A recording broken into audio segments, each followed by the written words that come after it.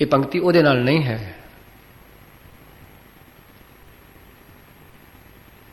मैं अर्ज करा, इस वास्ते गल है गुरु दी बाणी नूं सुचेत होके पढ़न दी। तो महाराज कह रहे ने, कृपा कर रहे ने, मानुक कह किछ नाही हाथ, इहदे हथ विच कुछ भी नहीं। ये ते एवें ही अपना हंकार खड़ा कर बैठा है। इहदे हथ विचारे दे की है? काठ की पुत्री क्या करे बपरी, खिलावन हार हो जाना है।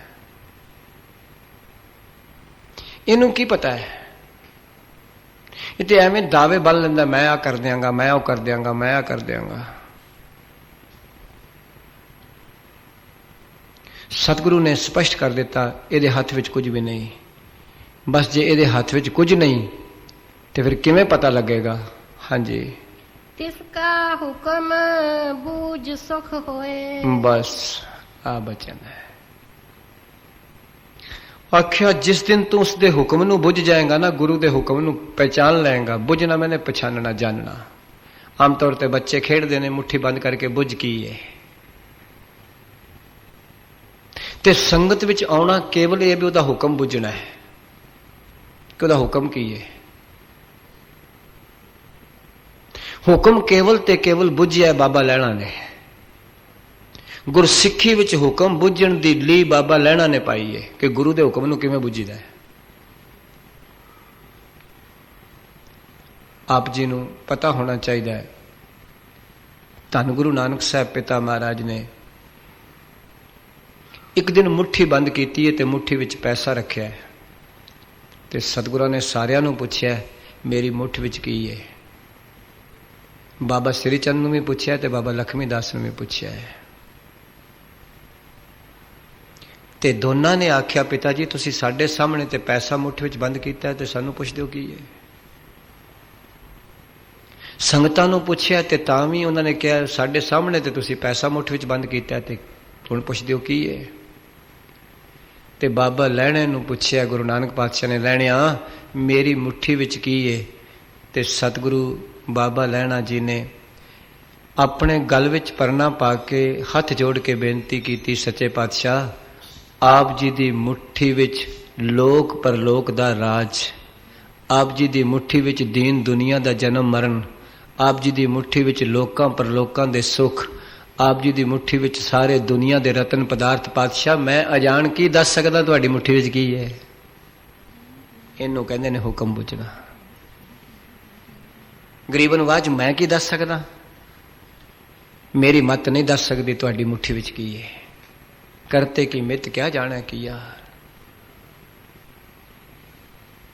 मैं की दस सकना?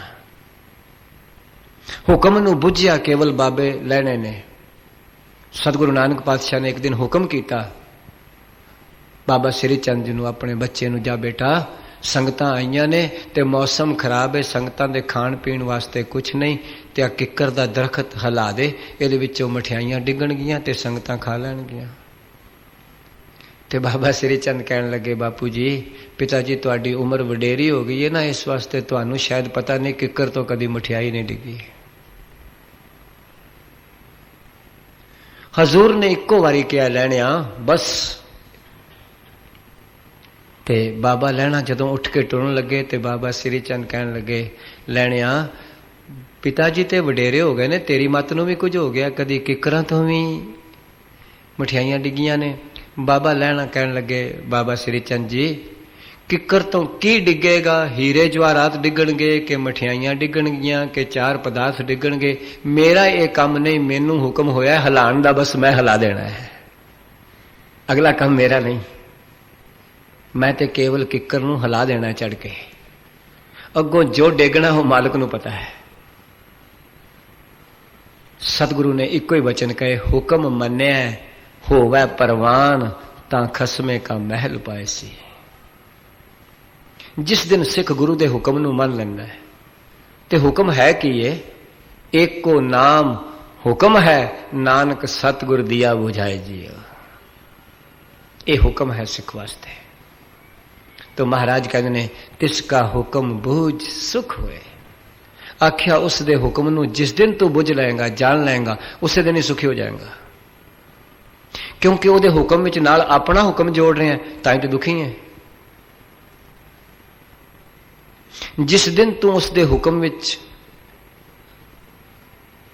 जान लेगा वो हुक्म विच टुर पेगा उस दिन सुखी हो जाएगा। तिसका हुक्म बूझ सुख होए, उस दिन सुखी सुखी है। उस दिन तेनू पता लग जाएगा कि मेरा प्यो इन्नी बख्शां दा मालक है। भला केड़ा प्यो अपने पुत्र वास्ते कोई गलत काम करता है? केड़ी मां अपने बच्चे वास्ते कोई गलत काम कर दी है? तू मेरा पिता, तू है मेरा माता। पर जे उसनू मां प्यो समझना है तो फिर आप भी तो पुत्र बनना ही पड़ेगा ना।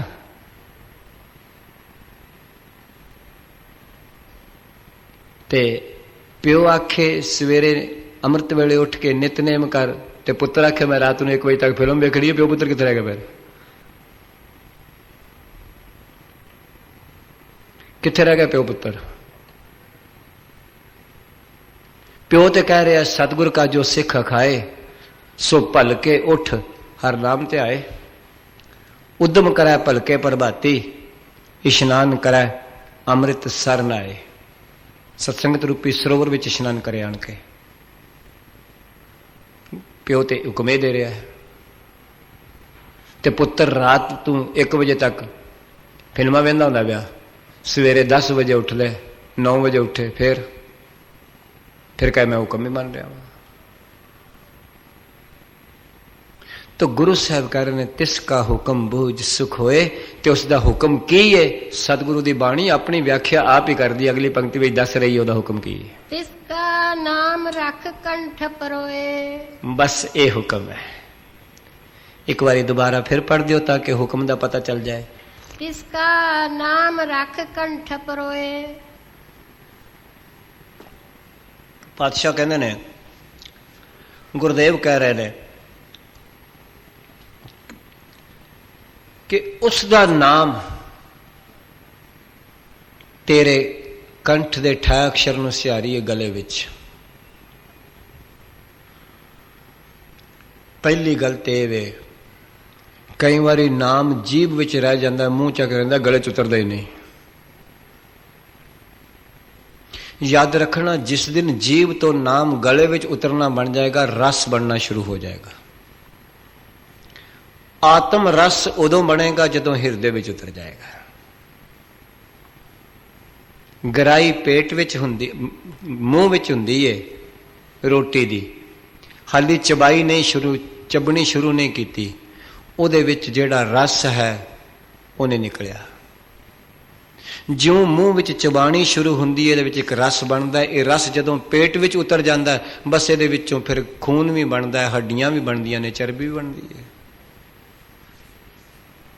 याद रखना नाम पहला जीभ विच है, मुख विच है, मुख विच जदों कंठ विच आउंदा रस बनता, जदों रस आत्म रस बनता फिर ये विवेक भी बनता, वैराग भी बनता, ज्ञान भी बनता है। जिन्ना चिर ये मूँह विच है उन्ना चिर विवेक नहीं बन रहा। कई चिर तो पाठ कर रहे हैं, विवेक नहीं बन रहा, वैराग नहीं बन रहा, कई चिर तो। कारण केवल यही है, जेरी रोटी मूँह तो वापस आ सकती है, सुट्टी जा सकती है, कंठ विच उतरन तो बाद फिर तो पेट विच उतर गई।